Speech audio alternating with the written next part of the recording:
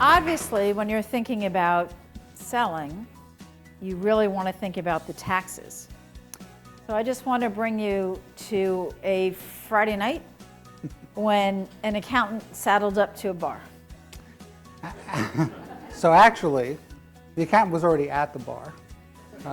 Probably one or two, we won't count the numbers, although what we do, but we won't count in this case.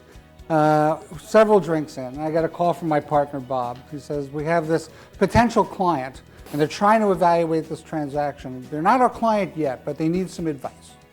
Can you take care of it? It's Friday night, 2 drinks. I'm in this bar in Ocean City, Maryland. I said, of course I can take care of it, because that's what we do. I get on the phone. Now, remember, this is a very crowded bar. You see all those people? They were all there. Not those particular ones. You see that deck out there? Now, for those of you who know me, I had to go find a quiet place so I could talk to Randy and answer her questions. So the only quiet place was out on that deck.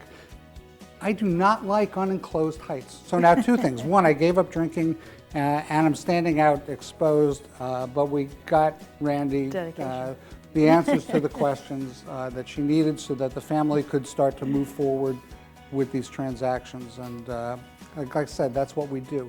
What do we do before the transaction? Well, there's really 3 things that we get involved in before the transaction. One is evaluating the alternatives. Now, Christina told you that they wanted to do a 1031 exchange, and that's all well and good, but part of what you have to do is evaluate what that means in context. What are the other alternatives, costs, and benefits? So we look at, well, what does happen if you just sell it, take your cash off the table, and walk away?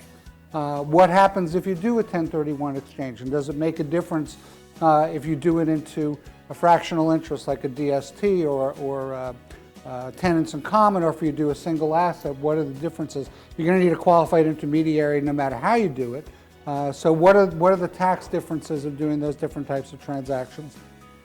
What are the other alternatives? Well, now we have opportunity zones, which is another fantastic possibility for investing capital gains, and you get to take your original cash investment off the table and just roll over the gain. So it's important for the family, for anyone selling property, to understand what the implications are of all these different alternatives. That's what we do.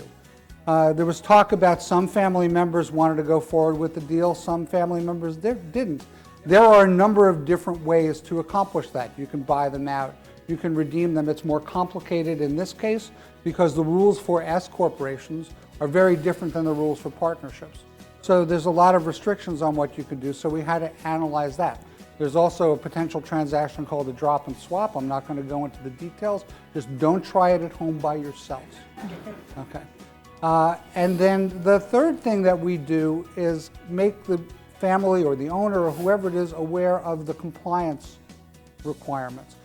Compliance has gotten a lot more difficult. Bob talked about regulations in housing. If you think the regulations in housing are tough, you should deal with the tax regulations sometimes. Almost every Friday this year, I've gotten a new set of regulations. Part of my job for the firm is reading new regulations that come out and digesting them for everybody else. And it's literally every Friday afternoon the IRS says, oh, here's something new for you. So the idea is that our job is to make people aware of, if you do this transaction this way, these are the compliance requirements that you're going to be facing, because it's not just the actual tax that you pay, it's what's it going to cost you to continue to report that transaction.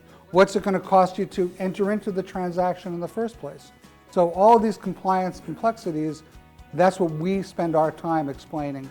And so those are the 3 things that we do to prepare the family for making sure they're getting into the right transaction, and at least they're going in knowledgeably. Enter